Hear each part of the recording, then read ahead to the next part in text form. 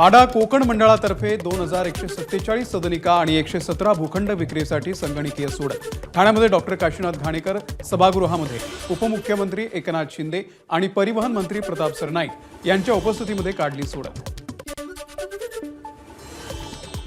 महाराष्ट्र 2025 हे वर्ष क्वांटम विज्ञान व तंत्रज्ञानाशी संबंधित आंतरराष्ट्रीय वर्ष म्हणून साजरे केले जाणार। सरकारच्या माहिती आणि तंत्रज्ञान विभागाची युनेस्को सोबत भागीदारी। माहिती तंत्रज्ञान मंत्री ॲडव्होकेट आशिष शेलार यांची माहिती। पीक विमा प्रकरणामधील 4 लाख बोगस अर्ज फेटाळले। कृषी मंत्री माणिकराव कोकाटे यांची माहिती।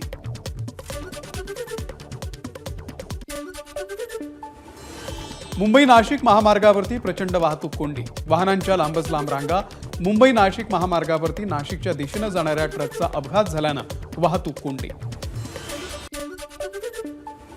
चंद्रपूरच्या ब्रह्मपुरी तालुक्यामध्ये मांगली गावातील एका पोल्ट्री फार्ममध्ये आढळले बर्ड फ्लूचे विषाणू। 10 किलोमीटरच्या परिसरातील क्षेत्र अलर्ट झोन म्हणून घोषित। संसर्गाचा प्रसार होऊ नये म्हणून कोंबड्या मारण्याची प्रक्रिया तातडीने सुरू।